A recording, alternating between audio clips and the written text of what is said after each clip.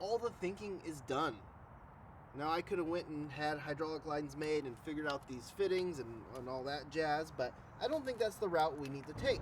We travel in our RV full time, and I need a product that I can easily replace on the road if something were to go wrong.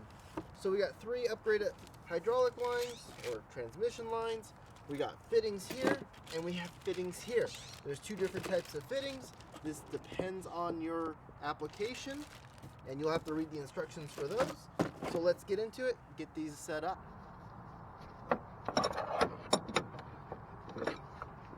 Now we just got that fitting out of the radiator. This is a very important step. Don't miss this step. Now, depending on your radiator, and I'm going to preference this, me and Lauren, we are do-it-yourselfers. We're not master mechanics. So please read those instructions, understand what equipment you have and what you're doing. Don't rely heavily on us. But in the kit, there is a bag with 2 fittings in it.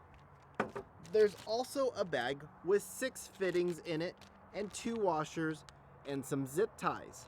Now, depending on your radiator and your application, you may just use these 2 in the radiator itself. Or you'll use these fittings. Now these fittings here are for the transmission and the transmission cooler, but it also may be for your radiator.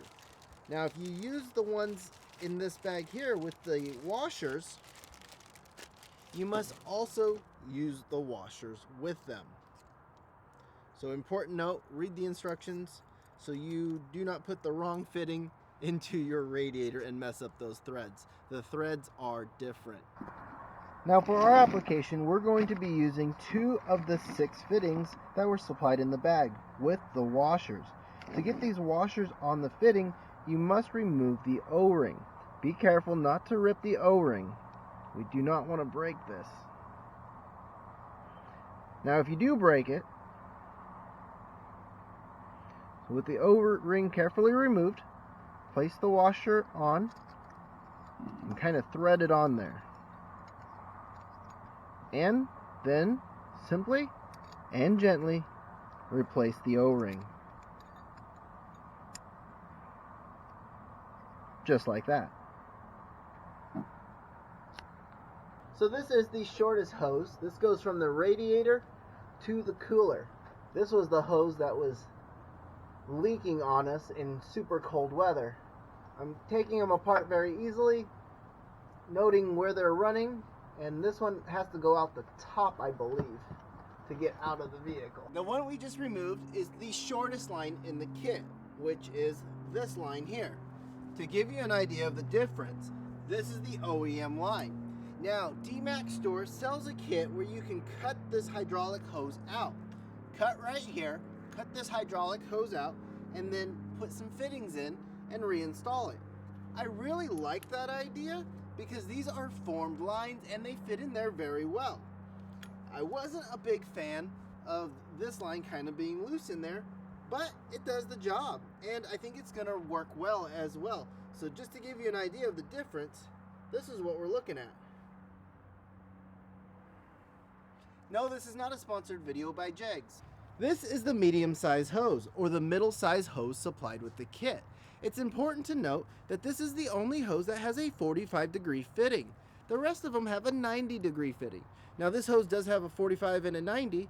The 90 goes on the transmission side. The 45 goes on the radiator side. The instruction says that the 45 should be in a downward position, angled towards the center of the chassis.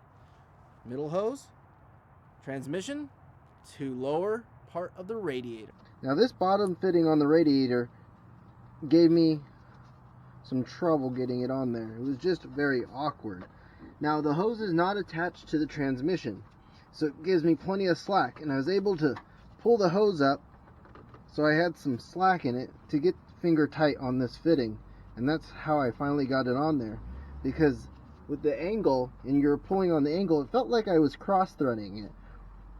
I didn't cross-thread it, but you know, I was on the verge to, and these are aluminum.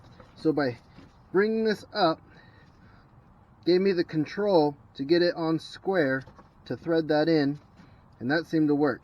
Again, not connected to the transmission yet, so had plenty of slack, so put this one on first before the transmission.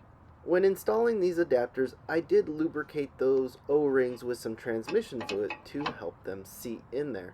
These adapters were pretty self-explanatory and very simple. They go into the transmission cooler, the transmission, and the radiator to complete the circuit for the transmission fluid. These fittings I also found pretty simple and straightforward. Now, I have had experience with these fittings before, so I'm fairly comfortable with them. If you have not had any experience with them, it's important to keep all surfaces very clean and free of debris